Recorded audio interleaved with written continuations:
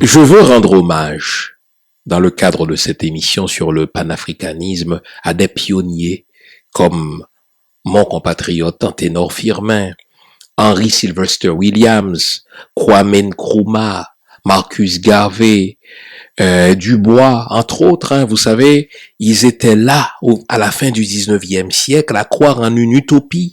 On les dénigrait, on les trouvait rêveurs. Mais plus nous avançons dans le temps, plus nous réalisons à quel point ils étaient des avant-gardistes, à quel point ils étaient des visionnaires, car avant tout le monde, ils ont compris que pour gagner la lutte en vue de la prospérité des peuples noirs, pour compter du point de vue politique dans le monde, pour pouvoir contrôler nous-mêmes nos ressources et les mettre au service de la prospérité de nos populations, nous devons faire la promotion du panafricanisme.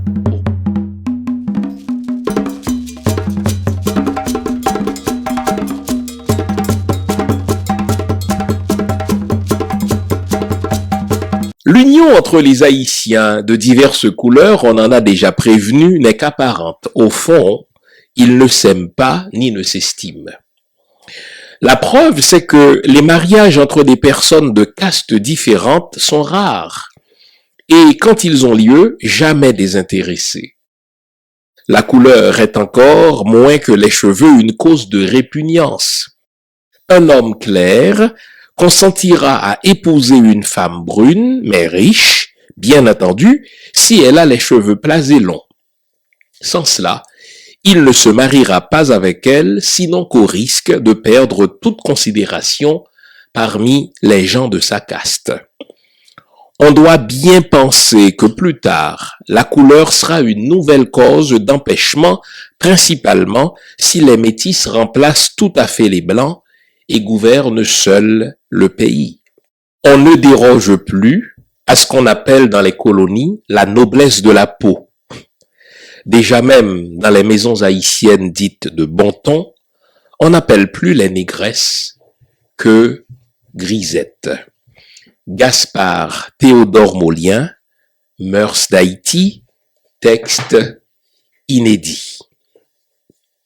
Mise en onde Junie Limage, caméra Winnie J, microphone le pasteur Jean-Fils Aimé. Bonjour mesdames, bonjour messieurs, bonjour le monde.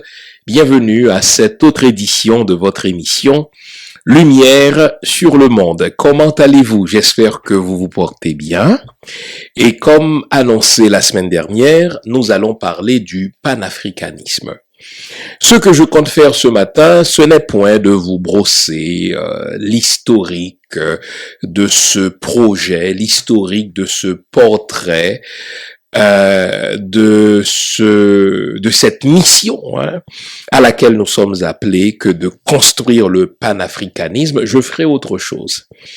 Je tenterai au cours de cette émission de faire la démonstration, comme si c'était encore nécessaire, de la nécessité pour les Africains, pour les Afro-descendants, de mettre en commun leurs ressources pour défendre leurs intérêts. Donc, toute mon attention va porter sur les raisons qui devraient nous forcer, qui devraient nous porter, qui devraient nous mobiliser à mettre ensemble nos ressources de manière à défendre nous-mêmes nos intérêts.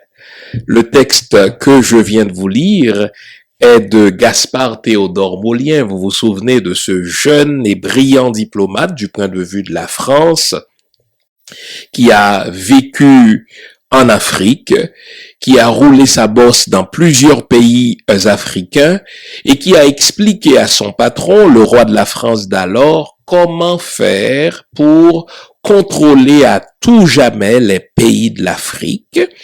Et il a procédé toujours de la même manière. Il prend le temps d'étudier les mœurs de chaque pays de l'Afrique où il a œuvré comme diplomate et ensuite, dès les premières années de la jeune République haïtienne, on l'a dépêché en Haïti avec la même mission. étudier les mœurs haïtiennes de manière à ce que la France puisse contrôler à perpétuité la population haïtienne. Donc le texte que je vous ai lu est un extrait de son livre, enfin inédit, Les mœurs d'Haïti. Dans ce livre-là, il dit que ce qu'on appelle l'union de la population haïtienne n'est qu'une farce, n'est qu'une utopie, et que les questions de couleur, les questions de société, les questions d'économie, les questions de religion continuent à diviser cette population. Imaginez que nous étions au début du 19e siècle et lui, dans ses recommandations au roi, eh bien, il dit tout simplement qu'il faut continuer à exacerber ces divisions de manière à ce que ce peuple ne se gouverne jamais et que ce soit toujours la France qui le gouverne. Eh bien, c'est précisément ce que les colonisateurs d'hier, les néocolons d'aujourd'hui suivent. Ils suivent ce que moi j'appelle la doctrine Molien. Donc, on va, dans l'émission de ce matin, nous rappeler pour quelles raisons nous avons intérêt à mettre ensemble nos ressources. Autrement, ce sont nos maîtres d'hier qui vont continuer à nous dominer. Comment le font-ils? Toujours de la même manière, en nous divisant les uns contre les autres pour mieux régner. La table est mise. Je vous veux complètement réveillé à cette émission.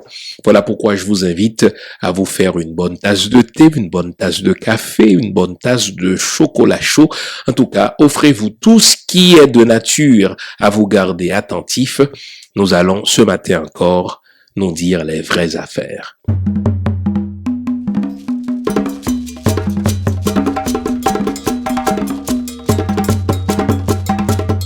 En relisant dans le cadre de la préparation de cette émission ce livre de Gaspard Théodore Molien, Mœurs d'Haïti, texte inédit, je me rends compte, et ça c'est important ce que je vais vous dire, à quel point nos ennemis nous connaissent souvent mieux que nous ne nous connaissons nous-mêmes.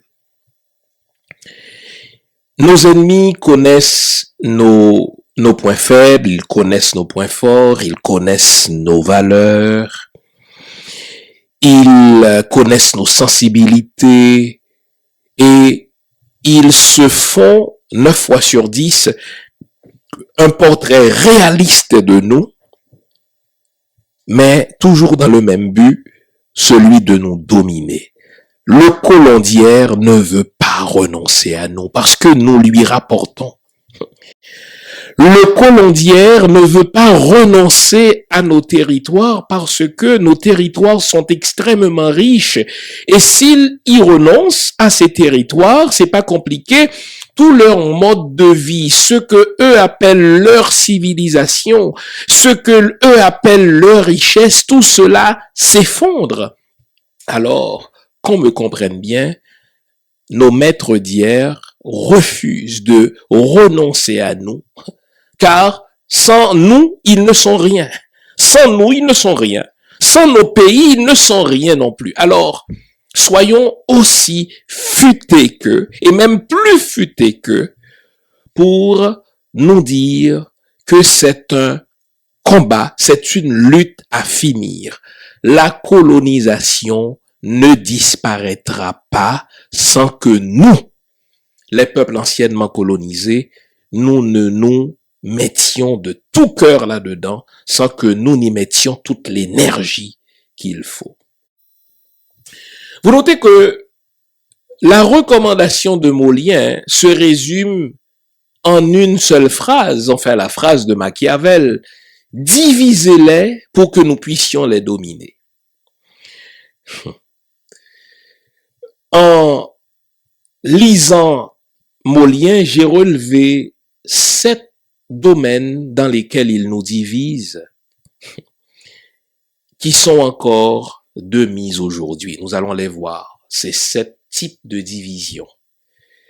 Je vais plus souvent qu'autrement prendre l'exemple d'Haïti que je connais bien, mais vous qui vivez dans les Antilles, vous qui vivez en Amérique, vous qui vivez en Afrique, vous allez voir que c'est la même chose. Que le colon soit la France ou que le colon soit l'Angleterre ou un autre pays, n'est-ce pas, c'est les mêmes tactiques. Alors regardons ensemble comment la tactique de division a porté fruit hier et comment la tactique de division continue aujourd'hui encore à nous affaiblir et à faciliter notre domination et le contrôle de nos ressources par les maîtres d'hier qui ont tout simplement changé de peau, mais qui demeurent les maîtres aujourd'hui encore. Première division, mais les divisions épidermiques. Les divisions épidermiques. Vous notez que ce soit en Haïti ou bien dans les Antilles ou bien en Afrique, chaque noir important a une maîtresse ou un second bureau de teint clair. On dirait que il n'est pas suffisamment puissant, se dit-il, s'il n'a pas une maîtresse à teint clair, s'il n'a pas un second bureau à teint clair, ou quand tout simplement il ne divorce d'avec une femme qui a la peau foncée au profit d'une femme qui a le teint clair. Je veux bien que ce soit le cœur qui aime.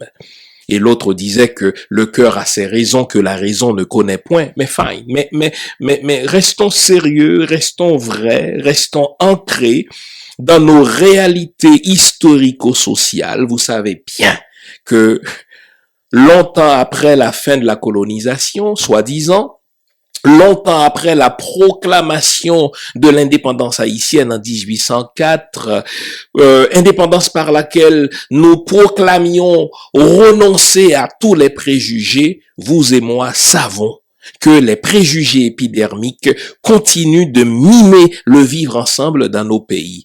Et Molien le savait, il l'a toujours su, il recommande à ses maîtres, n'est-ce pas, d'exacerber ces divisions épidermiques.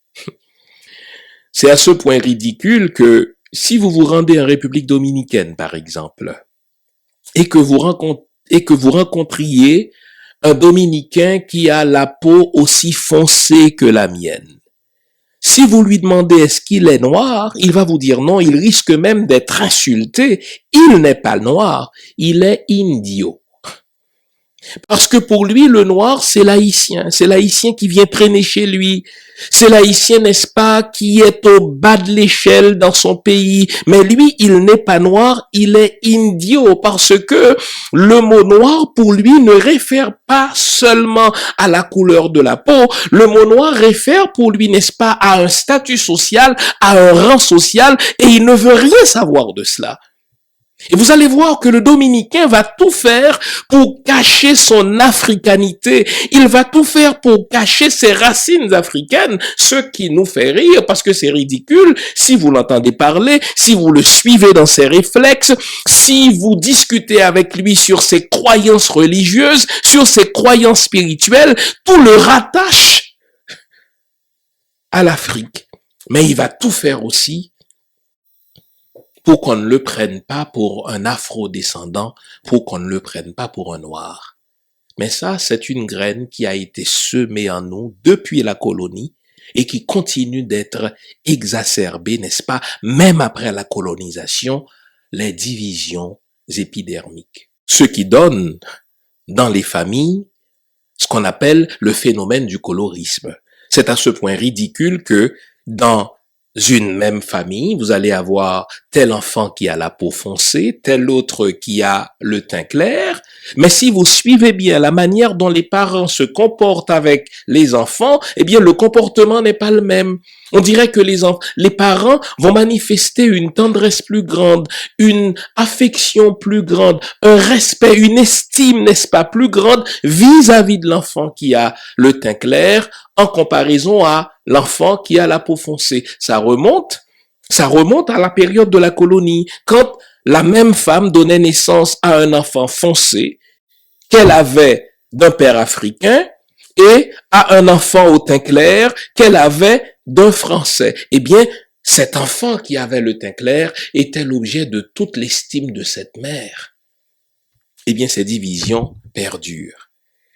Et le colon d'hier, le pays colonisateur d'hier va continuer à pratiquer, à exacerber, n'est-ce pas, cette division épidermique pour nous faire croire que nous sommes supérieurs ou inférieurs en fonction de la nuance épidermique. Et nous tombons, malheureusement, dans le panneau. Telle femme va se croire supérieure à telle autre en fonction de sa nuance épidermique. Tel gars va se croire, n'est-ce pas, détenir un trophée parce que sa femme ou sa maîtresse a le teint clair. Et quand, après avoir tout essayé, n'est-ce pas, pour avoir une femme à teint clair ou pour avoir un homme à teint clair, on n'y arrive pas, alors on verse dans l'absurde en achetant, n'est-ce pas, des crèmes pour nous javeliser ou pour nous blanchir la peau. Ça, c'est une tactique de division. Deuxième tactique de division, mais c'est la division religieuse. La division religieuse, vous notez que dans tous ces pays anciennement colonisés, il n'y a jamais qu'une religion. Il va toujours y avoir une religion dominante qui est la religion du prestige, qui est la religion de la civilisation, au fait qui est la religion du maître. Cette religion-là, elle vient écraser les véritables croyances du peuple, lesquelles croyances sont considérées comme un ramassis de superstitions. En sorte que cette division, même après la colonisation, même longtemps après la colonie, dans le cas d'Haïti, même longtemps après la proclamation de l'indépendance, cette division religieuse demeure car si on adhère aux croyances ancestrales, aux croyances qui nous rattachent à l'Afrique, il nous manque un supplément de civilité, un supplément de civilisation. Il nous faut coûte que coûte faire montre, n'est-ce pas, d'adhésion à la religion du maître, montrer, c'est le cas de le dire, carte blanche en matière de croyances, parce que les croyances qui rappellent l'Afrique sont associées à un ramassis de superstitions, tandis que la religion du maître, la religion chrétienne en l'occurrence, est celle des gens civilisés. Et cette division nous condamne à vivre dans l'hypocrisie. Cette division nous condamne à vivre dans la schizophrénie sociale. Cette division nous condamne, n'est-ce pas, à vivre, si vous voulez, dans l'ambivalence où deux catégories de croyances essaient de cohabiter. Parfois, elles s'opposent les unes aux autres. Mais il faut continuer à avoir l'air civilisé. C'est une graine qui est semée en nous depuis la colonie et qu'on continue à exacerber. Division linguistique. Il y aura le français qui domine et il y aura les langues nationales qui sont réduites ou reléguées au rang de patois. En sorte que quand je suis éduqué, quand je suis un homme ou une femme de bonne famille, pour accéder au salon, il ne faut pas parler les langues nationales, il faut parler cette langue du maître qui a un statut de super langue, pour ainsi dire. Et ça, c'est une façon de nous diviser. Selon qu'on parle la langue du maître de manière impeccable, alors là, on croit avoir un supplément d'être, ou selon qu'on la parle mal, cette langue-là, eh bien, il nous manque quelque chose dans notre éducation. Et vous savez que aujourd'hui encore, imaginez, la décolonisation, c'était dans les années 60. Dans le cas d'Haïti, l'indépendance, c'était en 1804. Mais aujourd'hui encore, savez-vous que l'aune principale à laquelle l'Haïtien mesure l'intelligence de son compatriote, c'est à la capacité de ce dernier de parler français. J'imagine c'est la même chose dans les Antilles. J'imagine c'est la même chose, n'est-ce pas, dans nos pays africains. Si vous êtes brillant en maths, mais que vous soyez nul en français, si vous êtes brillant en sciences, mais que vous n'ayez pas, si vous voulez, la capacité de vous exprimer avec aisance dans la langue du maître, on dirait que vous manquez quelque chose, ce qui est évidemment faux. Dans la culture haïtienne, il y a ce proverbe qui est tellement imbu de sagesse, ce proverbe qui dit « parler français, pas dit nègre fort pour ça ».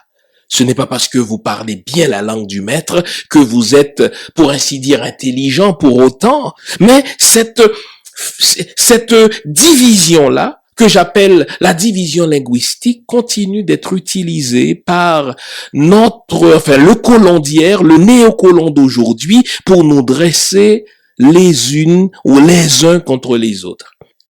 Résultat, malgré le fait que nous sommes du même continent, que nous sommes voisins les uns des autres, malgré le fait que nous partageons la même culture, la culture africaine, elle est une. Cheikh Anta Diop en a fait la brillante démonstration. Mais aujourd'hui, pour communiquer entre nous, regardez, c'est mon cas, pour communiquer entre nous, nous sommes obligés d'utiliser cette super langue qu'est la langue du maître, parce que pendant tellement longtemps, on nous a fait oublier nos langues nationales, on nous a inculqué ce complexe d'infériorité qui consiste à parler nos langues nationales à nous, si bien que aujourd'hui, pour communiquer entre nous, nous sommes obligés de passer par la langue du maître, qui devient, pour ainsi dire, une super langue dans notre esprit à nous.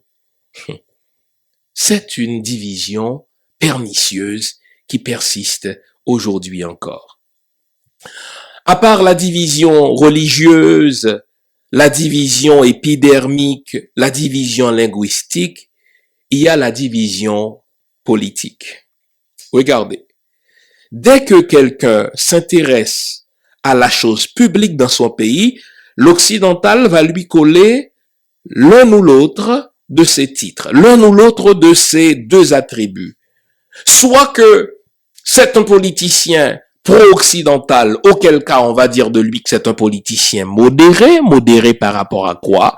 Modéré dans ses demandes, modéré dans la défense des intérêts de son peuple, modéré, n'est-ce pas, dans la promotion de la culture de son peuple, ou c'est un politicien qui prend position pour son peuple et pour les masses, et là l'Occident va l'affubler du qualificatif de radical.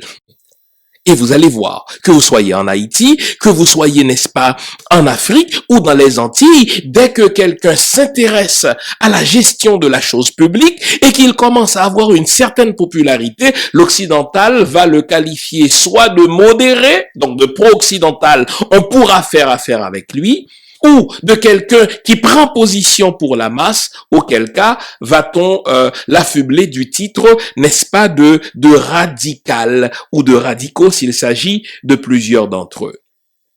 Si c'est un modéré, l'Occident va tout faire pour aider à son élection, même si ce politicien n'a absolument aucune légitimité populaire.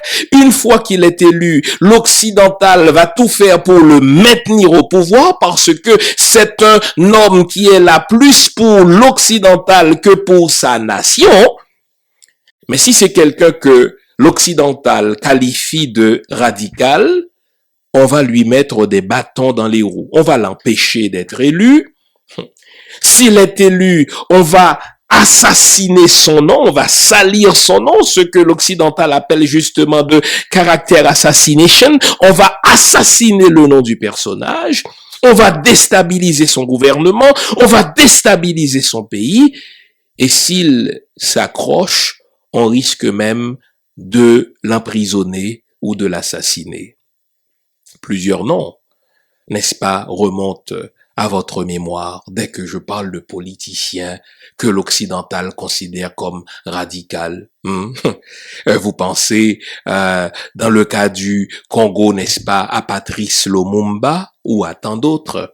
Dans le cas d'Haïti, je pense à Jean-Bertrand Aristide. Dans le cas de la Côte d'Ivoire, je pense à Laurent Gbagbo, n'est-ce pas? Et avez-vous vu comment la France de Nicolas Sarkozy a mis tout le poids de son armée pour renverser Laurent Gbagbo après avoir assassiné le nom du personnage, l'emprisonner, le faire juger devant une cour internationale, et notez bien, même lorsque cette même cour internationale ne lui trouve aucune culpabilité, Laurent Gbagbo est toujours empêché de retourner en Côte d'Ivoire parce qu'il y a des élections prochainement. On dit, si on le laisse retourner, il risque, n'est-ce pas, de remporter la victoire aux prochaines élections. Alors on va le garder en dehors de son propre pays, facilitant ainsi la réélection de Ouattara. Et qu'est-ce qu'il fait, Ouattara? Résumons son travail en un mot, il est pro-français. Il travaille pour la France. La France se sent tranquille quand c'est lui qui est au pouvoir, alors que quand c'était Laurent Gbagbo, n'est-ce pas? Eh bien, c'était toutes sortes de titres, les uns plus insultants que les autres, dictateurs, n'est-ce pas, assassins de son peuple, etc. Vous pensez à Kadhafi, dont j'ai parlé la semaine dernière, n'est-ce pas? Pourquoi a-t-il été assassiné? Il a été assassiné parce qu'il était pour la réunification, la mise en commun des ressources de l'Afrique, mais pour le bien de l'Afrique. Le colon n'a pas changé de tactique. Il va diviser ceux qui veulent diriger leur pays, il va les dresser les uns contre les autres, il va présenter une image nettement favorable à quelques-uns de ces politiciens ou de quelques-uns de ces politiciens, quant aux autres, il va les noircir. J'aime à dire avec mes amis, dès que l'occidental aime un politicien afro-descendant ou africain, vous pouvez être sûr que ce gars-là ne va pas travailler dans l'intérêt de son peuple. Mais si au contraire, c'est un politicien ou une politicienne qui prend fait et cause pour son peuple, vous pouvez être sûr que l'occidental va tout faire pour le décrier, pour le dénigrer aux yeux du monde et pire, aux yeux de son propre peuple. Je vous avais promis de me servir du cas d'Haïti en 2010, après le terrible tremblement de terre.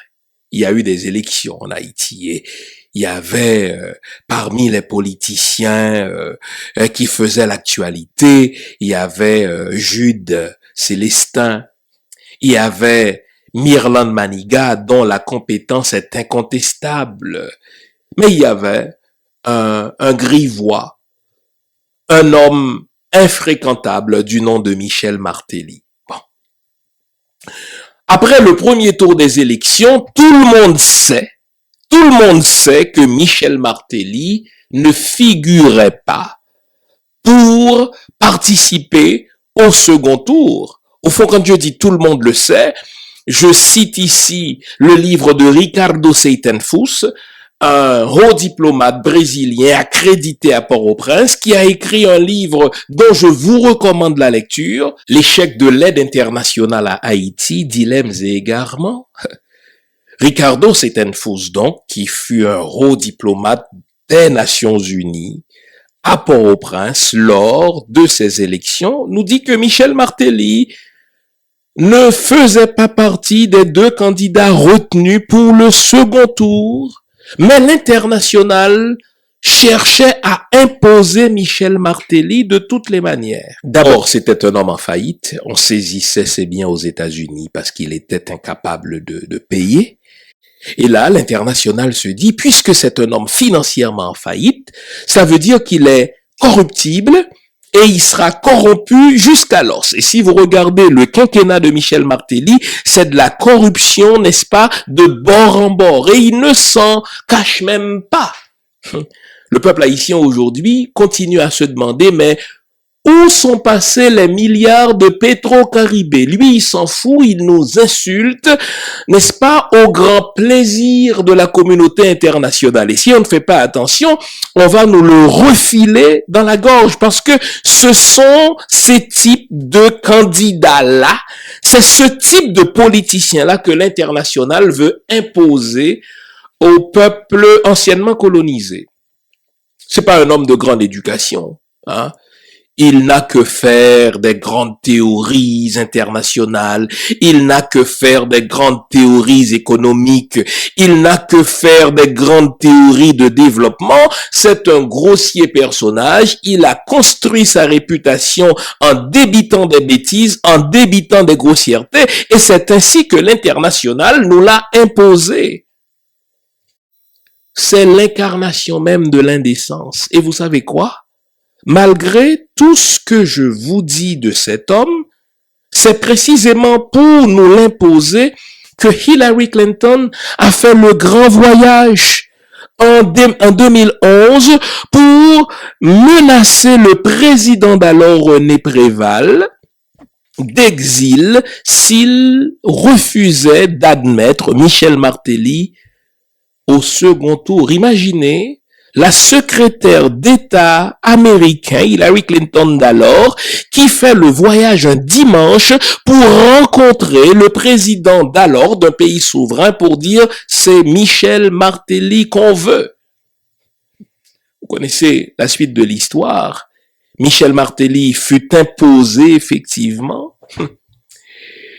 À la veille de cette élection, puisque j'étais suffisamment informé de ce qui se passait, laissez-moi vous le dire. Vous savez que lors des élections en Haïti, le centre de tabulation qui promulgue les résultats, ou du moins qui fournit les données, est aux mains du Canada. Donc, à la veille des élections, les Nations Unies, les ambassadeurs des États-Unis, le représentant des Nations Unies, le représentant du Canada, le représentant de la France, le représentant du Brésil ont les résultats. Déjà, ils savaient que c'est Michel Martelly qui allait être imposé au peuple haïtien. Mais vous savez, pour se moquer de la notion de souveraineté du peuple haïtien, ces ambassadeurs sont allés voir presque en même temps les deux candidats. On est allé voir Myrland Manigat pour la laisser croire que c'est elle qui allait être élue. On lui a même demandé si elle comptait rester chez elle et en faire la résidence officielle de la présidence. Quelles sont les mesures de sécurité qu'elle compte prendre pour protéger sa famille, etc. Donc tout était dans le sac. Elle croyait dur comme fer, à quelques heures de la promulgation des résultats, que c'est elle, puisque les représentants du corps groupe sont venus chez elle. Une heure plus tard, les mêmes représentants sont allés voir Michel Martelly avec la même rhétorique, le même langage. Et devinez la suite, puisque Michel Martelly, c'était l'homme le plus servile, le plus souple, le plus corruptible et le plus soumis au dictat de la communauté internationale, Michel Martelly fut proclamé président. Et l'affaire, c'est que dans tous les rapports des chancelleries, dans toutes les notes diplomatiques transmises par les diplomates accrédités à Port-au-Prince vers les chancelleries, on savait que Michel Martelly n'était pas élu, mais on l'a imposé.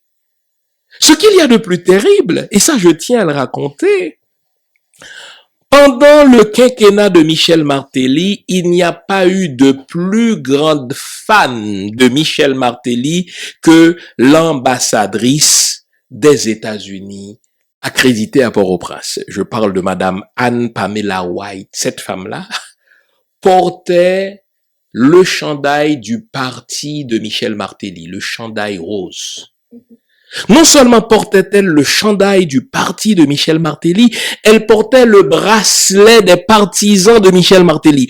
Imaginez une ambassadrice qui représente son pays, mais qui porte les couleurs du président du pays où elle est accréditée. Les mauvaises langues vont jusqu'à dire que c'était à ce point le grand amour ou l'amour parfait entre les deux qu'il copulait. Bon, ça c'est les mauvaises langues. Mais en tout cas, ni Michel Martelly, ni l'ambassadrice n'ont rien fait pour dissuader les mauvaises langues de cette rumeur. Vous savez que les Américains sont peut-être forts militairement, mais ils sont nuls en histoire.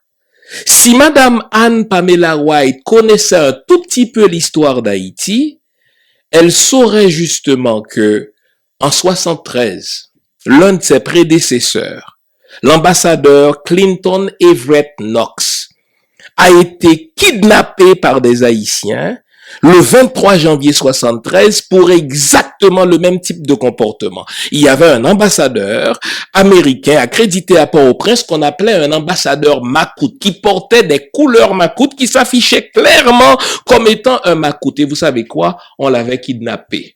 Si vous voulez avoir les détails de cette histoire combien émouvante, où des patriotes haïtiens étaient prêts à tout pour faire respecter la souveraineté de leur pays et le droit de leur peuple à vivre la démocratie, je vous recommande la lecture du livre de mon confrère ici à CPAM, Pierre Emmanuel, qui a écrit un petit bijou de livre qui s'appelle Opération Champosin.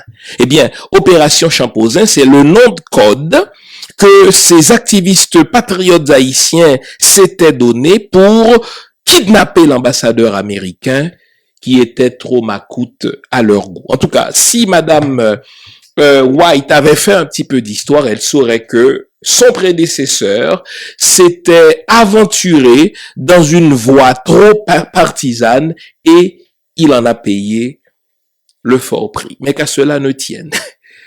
Et j'insiste, dès que l'international, dès que l'occidental aime un politicien, vous pouvez être sûr que ce politicien ne travaille pas dans l'intérêt de son peuple. Donc je parlais de la division politique, mais il y a une autre division que je n'aurais garde d'oublier, c'est la division élite versus masse. Vous savez, dans tout pays qui se développe, dans tout pays, n'est-ce pas, qui va de l'avant, l'éducation, c'est un outil qui consiste justement à tirer les masses vers le haut.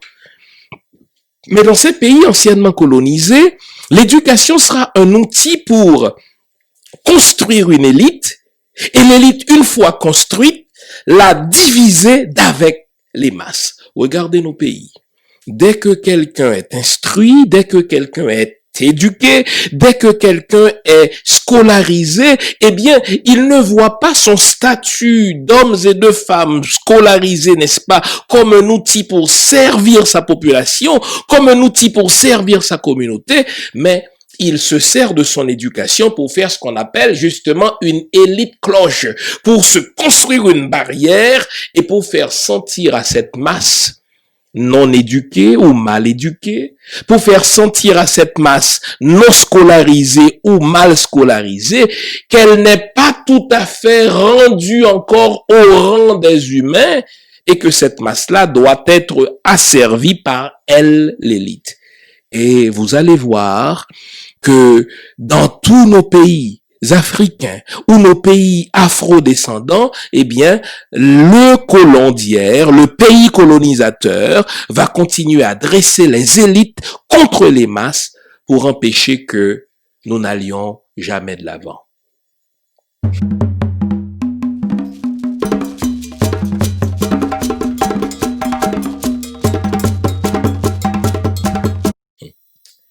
Quel est le résultat, ou plutôt quels sont les résultats? Depuis 1804, que Haïti a proclamé son indépendance.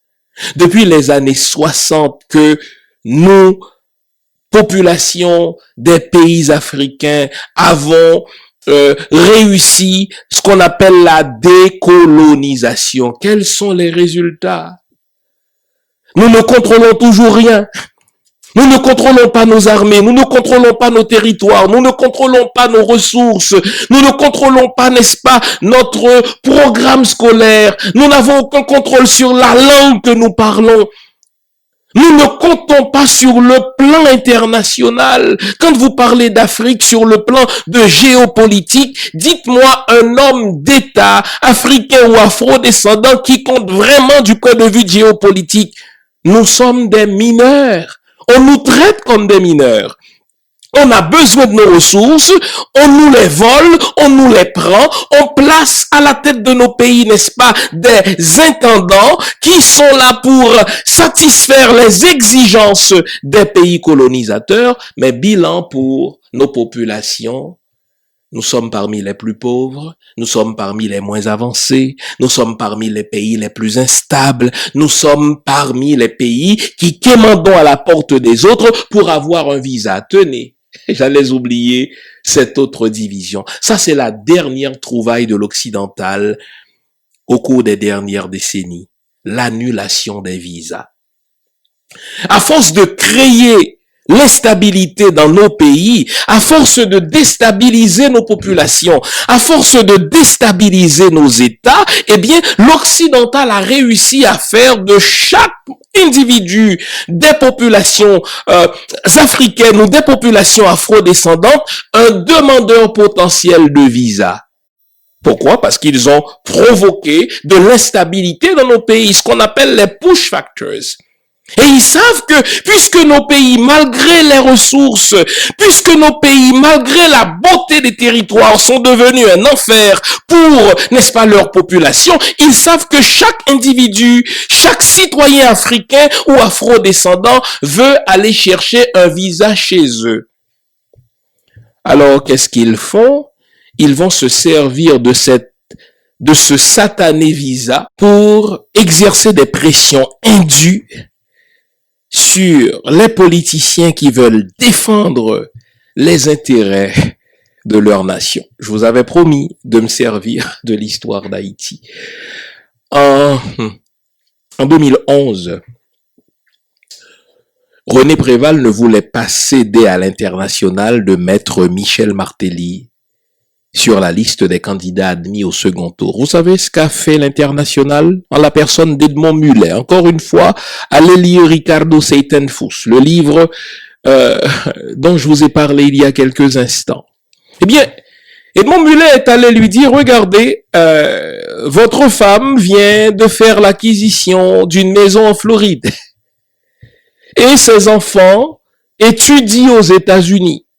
Vous, nous savons que vous n'êtes pas intéressé au visa américain. Donc, même si on le révoquait, ça ne vous dérangerait d'un pli. Mais quant à votre épouse qui vient d'acheter la maison, et quant aux enfants de votre épouse qui étudient aux États-Unis, eh bien, on peut supprimer d'un coup leur visa et on peut faire des représailles sur la maison que votre épouse vient d'acheter. Dès que Madame Préval a entendu cela, c'est elle désormais qui exerce des pressions sur sur René Préval pour qu'il inscrive Michel Martelly sur la liste des 2 candidats admis au second tour. Donc, voyez comment l'Occident, ça c'est important que je vous le dise, l'Occident c'est une machine à produire des scélérats. L'Occident, c'est une production industrielle de scélératesse. Si vous pensez que vous avez vu les pires scélérats en la personne de Napoléon Bonaparte, si vous avez vu les pires scélérats en la personne, je ne sais pas, n'est-ce pas, de George Bush ou de Donald Trump, vous n'avez rien vu encore, car l'Occident va continuer à produire des scélérats pour nous empêcher d'aller de l'avant. Le pire comportement à avoir, c'est de se battre seul. C'est ce qu'on a fait. Tel politicien de tel pays a essayé de se battre seul. Allons au Zimbabwe pour saluer ce grand homme qui nous a laissé il y a quelques années déjà, Robert Mugabe. Quoi que disent les Occidentaux, pour beaucoup d'entre nous, c'est un héros. D'abord parce que c'était l'un des chefs d'État, sinon le chef d'État le plus diplômé de l'histoire. On ne le dit pas, quand on parlait de Mugabe, on le présentait comme un dictateur, quasiment comme un fou, mais imaginez, j'ai sorti la liste, n'est-ce pas, des diplômes de cet homme, bachelier en art, bachelier en administration, bachelier en éducation, bachelier en sciences économiques, bachelier en droit, maîtrise en sciences économiques, et 2 de ces diplômes, il les a décrochés tandis qu'il était en prison. Cet homme a tenu tête à l'Occident seul. Et on sait toute la contribution de Robert Mugabe à la lutte de ses frères sud-africains contre l'apartheid. Donc, un homme comme ça, quand l'Occident me le décrit ou me le dénigre, eh bien, je dis à l'Occident d'aller voir ailleurs. Pour moi et pour beaucoup d'autres, Mugabe est un héros.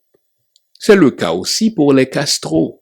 Ah, vous me direz, ah, bien sûr, à Cuba, il y a eu des prisonniers politiques.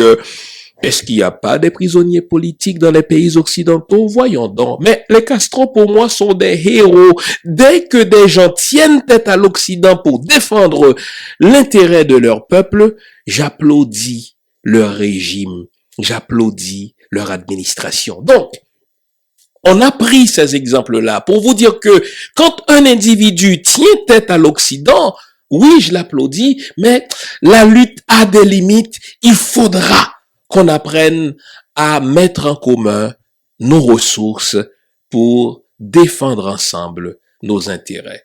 Et c'est pour moi la beauté même du panafricanisme. On sait qu'on en parle depuis la fin du 19e siècle. On sait qu'aujourd'hui, on parle de l'organisation de l'Union africaine. Et dans ce cadre-là, je suis tombé sur un document qui, quant à moi, si vous voulez, rehausse les 7 raisons pour lesquelles les peuples africains, les afro-descendants, doivent se donner des organisations, des entités panafricaines. Quand je dis entité ou organisation, je n'entends pas seulement des organisations politiques, j'entends des organisations citoyennes, j'entends des organisations juridiques, j'entends des organisations artistiques, j'entends des organisations culturelles, parce que nous ne sommes qu'un peuple, nous partageons les mêmes valeurs, nous partageons les mêmes réflexes, parce que nous subissons les mêmes souffrances. Si l'on veut qu'une Afrique prospère contribue à la prospérité de sa population, nous n'avons pas le choix que de travailler ensemble. Aussi longtemps que un chef d'État ou un pays essaie de se lever la tête hors de l'eau devant tel colon, eh bien, le colon finit soit par le détruire physiquement, comme on l'a fait pour Kadhafi, ou détruire son capital réputationnel, comme on a fait pour Mugabe, ou bien qu'on a fait pour les Castro. Si nous voulons, n'est-ce pas, contribuer à résoudre nous-mêmes nos problèmes et éviter que la France vienne, n'est-ce pas, nous foutre son armée dans la gorge pour imposer un Ouattara au détriment d'un Gbagbo, nous devons apprendre à résoudre nous-mêmes nos problèmes, laver nos linges entre nous, comme le font ces scélérats les Occidentaux. Le panafricanisme est nécessaire pour faire la promotion d'une bonne gouvernance, pour faire la promotion de la démocratie, pour faire la promotion du respect des droits de l'homme, de la justice. Au fond, quand c'est l'occidental qui prétend faire la promotion de l'état de droit, de la démocratie, de la justice dans nos pays, on voit bien ce qu'il fait, l'occidental. Il nous impose les plus serviles, il nous impose les plus grossiers. Pensez à mon exemple de Michel Martelly, parce que ces gens-là qui ont beaucoup de casseroles, qui ont beaucoup de squelettes dans leur placard, n'est-ce pas, ne peuvent pas leur tenir tête. Le panafricanisme est nécessaire pour que nous fassions nous-mêmes la promotion de ces valeurs qui sont nôtres. Le panafricanisme est nécessaire pour défendre notre identité culturelle, nos valeurs. Et vous savez, même dans le cadre de la mort de George Floyd, l'occidental continue à tenter de nous diviser. Il y a un journaliste d'un quotidien au Québec qui m'a plongé dans une rage parce qu'il a tenté de dresser les Haïtiens contre les autres Noirs en disant que les Haïtiens n'ont rien à apprendre, n'est-ce pas, soit des Afro-Américains ou bien des autres Africains en matière de valeurs noires, car c'est eux le porte-étendard de ces valeurs-là et que c'est eux qu'on devrait imiter et non eux qui doivent chercher à être solidaires avec les autres. Donc vous notez que même dans le contexte de la mort de George Floyd, on continue à nous diviser les uns avec les autres pour mieux nous dominer. C'est nous qui devons faire la promotion des valeurs noires. C'est nous qui devons faire la promotion de la spiritualité noire. C'est nous qui devons faire la promotion de l'image véritable des peuples noirs. Quand c'est les autres qui le font, ils le font pour eux. Ils le font mal. Enfin, nous avons besoin de mettre ensemble nos ressources pour défendre nos intérêts quand on nous attaque en tant que peuple noir. Vous vous souvenez qu'il y a 2 ans, quand le très exécrable Donald Trump avait traité les pays noirs, les pays africains, les pays d'afro-descendants de pays de merde. Et j'étais très attentif à la réponse, à la réplique que les pays africains qui siègent, n'est-ce pas, aux Nations Unies, qui sont parmi les pays fondateurs des Nations Unies, pensez à Haïti, j'étais sensible à la réplique que les peuples africains allaient faire à Donald Trump. Très rapidement, l'ambassadrice des États-Unis aux Nations Unies a doublé l'intimidation en menaçant les pays africains de couper l'aide des États-Unis et tout le monde s'est tu. Malgré le fait que nous comptons pour plus de 17% de la population mondiale, malgré le fait que nous sommes le continent le plus riche et l'un des plus grands continents du monde, pourquoi du point de vue géopolitique, pourquoi du point de vue politique nous ne comptons pas pour grand-chose? Pourquoi on nous considère encore comme des mineurs? Pourquoi la France se permet-elle de décider pour les pays africains francophones? Pourquoi l'Angleterre se permet-elle de décider pour les pays africains anglophones? Parce que nous ne sommes pas suffisamment conscients que sans l'unité, on va continuer à nous dominer. Mais le jour où nous sommes conscients que l'union fait la force, comme l'a chanté l'artiste, le monde tremblera. J'étais encore tout jeune dans les années 80 quand j'écoutais le fameux Africa Unite de Bob Marley. En substance, il dit, écoutez, comme ce sera beau de voir les enfants de l'Afrique se mettre ensemble. Comme ce sera beau de voir les enfants de l'Afrique, n'est-ce pas, se tenir ensemble pour défendre leurs intérêts, se tenir ensemble pour défendre leurs valeurs, se tenir ensemble pour défendre, n'est-ce pas, leurs ressources, leurs intérêts. Il y a comme une espèce de torpeur, il y a comme une espèce de léthargie. Ça fait trop longtemps qu'on parle de panafricanisme. Je vous ai dit depuis au moins la fin du 19e siècle. Et on dit, écoutez, malgré les beaux discours, malgré l'organisation de l'Union africaine, nous ne voyons pas des traces concrètes des avantages de la mise en commun de nos ressources. Voilà pourquoi nos intellectuels, nos leaders, nos directeurs d'opinion doivent suivre l'exemple des gens comme Kémy Séba. Nous devons prendre notre bâton de pèlerin et prêcher le panafricanisme dans nos pays respectifs et montrer à nos populations, montrer à nos dirigeants politiques ce qu'ils ont à gagner à mettre leurs ressources en commun. En terminant, pour que nos pays soient prospères, que nos richesses ne profitent pas aux Occidentaux, nous devons lutter ensemble. Pour que nous apprenions à résoudre nous-mêmes nos problèmes politiques et empêcher que nos tuteurs, les États-Unis, l'Angleterre, la France, le Canada, le Brésil aujourd'hui ne viennent foutre leurs grosses bottes dans nos problèmes à nous. Nous devons nous doter d'une entité panafricaine, d'une entité globale pour résoudre, n'est-ce pas, nos problèmes politiques. Nous devons faire la promotion du panafricanisme pour enseigner notre propre histoire. Vous savez, l'enseignement de l'histoire en Occident est un tissu de mensonges, je vous le dis, pour y avoir étudié. L'enseignement de l'histoire en Occident, c'est un tissu de mensonges. C'est un tissu d'épistémicide. Alors, si nous devons transmettre la mémoire véritable de notre histoire, de nos valeurs, de notre identité, nous devons faire la promotion du panafricanisme. Le panafricanisme est nécessaire parce que seuls nous irons droit à l'échec. Enfin, comme le dit le vieux proverbe et qui traduit une sagesse tellement profonde, seul on peut aller plus vite, mais ensemble, nous irons plus loin.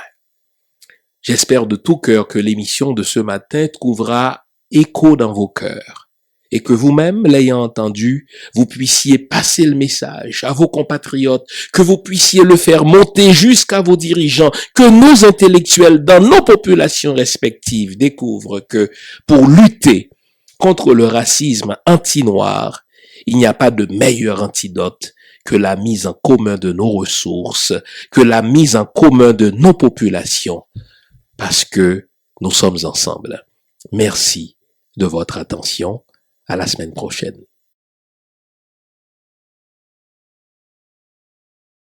Ne partez pas encore, je reviens au fait pour vous inviter à être présent à notre live cet après-midi à 17h. Et notez bien que c'est à 17h cet après-midi que nous allons tirer les 10 livres.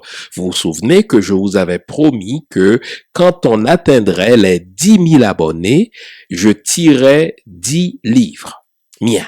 Donc ce soir, à compter de 17h, je vous attends à mon live et on va parler de néocolonisation avec mon cher compatriote, le militant, l'activiste, l'homme de conviction, un charmant monsieur, Jafrik Haïti, un homme que vous avez avantage à découvrir et à connaître si vous ne le connaissez pas encore. Entre-temps, continuez à faire ce que vous faites à chaque semaine, likez, partagez, abonnez-vous et surtout que ce message qui fait la promotion de l'union des peuples noirs, la mise en commun de nos ressources humaines et naturelles pour défendre nos intérêts, que ce message trouve écho dans vos cœurs. On se retrouve cet après-midi à 17h pour notre live sur le néocolonialisme. À plus tard.